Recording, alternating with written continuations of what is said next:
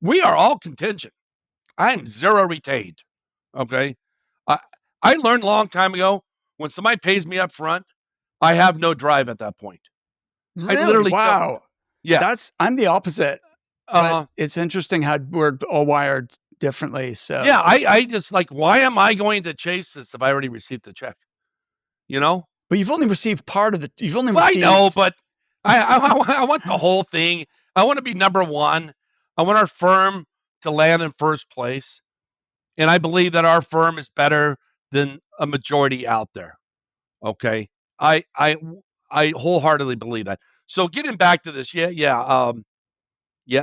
a lot of tactics we can use, but it's really the right person for the right opportunity. Okay. And when you learn that, you learn you don't really have to manipulate a good deal, correct? A good deal is going to come together. Yeah. When I was talking about blocker candidates, real quick, yeah, where you put somebody up there to buy you time. Now, are you sincere? Yeah, I'm sincere that this person can do the job, but I don't have that feeling inside of me. But will buy me another week or two to find the right person. okay, let me play devil's advocate here for a second on the Sure. contingency, David, because in the way you're operating, where you're sending like one or only a few candidates, is risky in a contingent search. So I would be in a contingent search, if I know that a candidate is also registered with my competitor, even if I don't think they're the best, I'm going to send them anyway, right? Because Absolutely. what I don't want, because my worst case, my nightmare scenario is I screen them out, my competitor sends them, and Oh, it's like happened, Mark, to us. I learned long ago that it's try not to guess which candidate the client is going to like best, because it's not always the one that I think. And sometimes, and so they hire that other candidate through the competitor. And I say to the client, tell me, why did you hire her? We actually ruled her out. And they give whatever reason. But so in a contingent search, you're going to be less, at least again, this is how I think, you're going to be less picky about who you send, because you just need to make sure that you're covering all your bases. And when you said block your candidate, I thought you meant block the competition by making sure that you basically. Well, it could be that.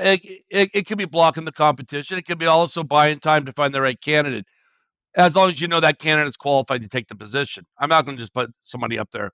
I mean, Exactly. yeah, Right, yeah. right, right. But but uh, but when talking about competition, yes, that has happened to us where we find out that candidate A, who I ripped apart when who I just thought was not the right fit, and then they're hired by the company, and you realize that recruiting firm B, C, or D, who are your competitors, um, presented them, or you realize they're already in your system, whatever it might be. Um, yeah. So getting back to retain, maybe I'm not retained because maybe I'm still afraid to ask for a retainer. Maybe that's really what it is. Maybe when I get real here, maybe I'm still afraid to ask for a retainer. Maybe I don't know how to ask for a retainer. You understand? Um, because I've been with these clients for many years, and we have new clients every year. But maybe that's what it is, and maybe because wouldn't it be nice to know that the deal is locked? Maybe I would feel like I might get a little lazy though. I mean, I've done a few. I mean, I've done this 30 years. So obviously I've done, watered down retainers. I do a down payment on jobs. I do those type of creative things.